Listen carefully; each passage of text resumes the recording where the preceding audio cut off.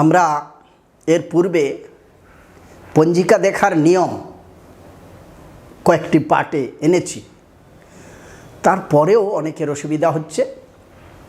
যেসব প্রশ্ন রেখেছে সেইটার উপরে আমরা একটি ভিডিও বানাচ্ছি। পঞ্জিকার সাংকেতিকের অর্থ, পঞ্জিকার সাংকেতিকের অর্থ, সাংকেতিক কি থাকে না, যেমন ভয়াকার বিসর্গ, এটা হলো ভারতীয়।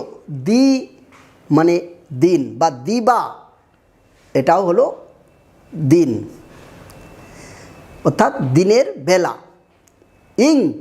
এটা হলো ইংরেজি বা ইংলিশ। দিবাঘ দিনের বেলার সময়। অহোরাত্র তার মানে সারা দিন রাত। রা এটা হলো রাত্রি। রাঘ অর্থাৎ রাত্রি ঘণ্টা বা রাত্রের সময়। ত্রয়স্পর্শ তিনটি তিথির স্পর্শযোগ, তিনটি তিথির স্পর্শ বা যোগ। অদ্য অর্থাৎ আজ। কল্য মানে কাল। মহেশ্বরী বিসর্গ, এটা তো সবাই জানেন। মিনিট। গতে অর্থাৎ পরে। পুনঃ পয়সৌ দন্তন্য বিসর্গ। পুনঃ মানে পুনরায় বা আবার একটি সময়, বিবাহের সময় থাকে বা শুভকর্মের সময় থাকে। যাত্রার সময় থাকে উত্তম, মধ্যম, অধম। আচ্ছা, এছাড়া তারিখের ক্ষেত্রে এক লেখে লয়াকার থাকে। এটা হলো পহলা, 2 লেখে রয়াকার, দোসরা 3 লেখে রয়াকার, তেসরা 19-এ আর 20 যেটা লেখা থাকে সেটা হলো 20-এ। 4 থেকে ঠয়াকার থাকলে চৌঠা, 5 হর্ষই হলো পাঁচই। এরকমভাবে ওই দিয়ে সমস্ত চলে, আর সে দিয়ে। আচ্ছা, এছাড়া সময়ের ক্ষেত্রে থাকে অপরাহ্ন, প্রথমে থাকে পূর্বাহ্ন, তারপর অপরাহ্ন, মধ্যাহ্ন, সায়াহ্ন। তাহলে এই সময়গুলো আমাদেরকে জানতে হবে। পূর্বাহ্ন হলো সকালবেলা, ঠিক 10টার মধ্যে সময়টাকে বলা হয়। ঋতু বিশেষে টাইমটা কম বেশি হয়, সেটা হলো পূর্বাহ্ন। তারপর হয় মধ্যাহ্ন, তারপর অপরাহ্ন বিকেলবেলাটা, আর ঠিক বিকাল থেকে সন্ধ্যার সময়টা সায়াহ্ন।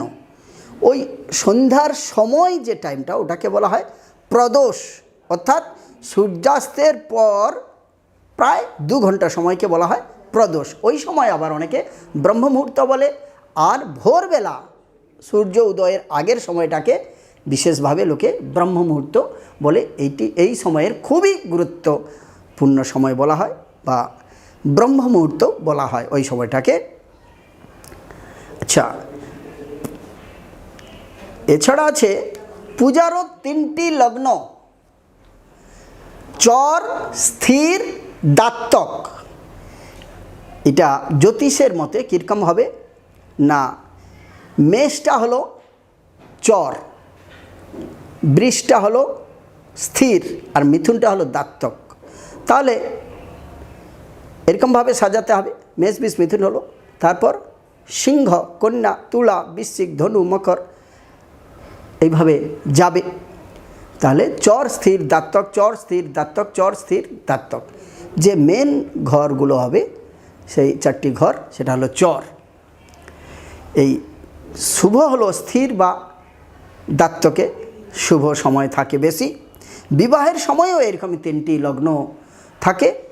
তবে বিবাহের জন্যে সুত হিবুক যোগ, এইটি সবথেকে গুরুত্বপূর্ণ।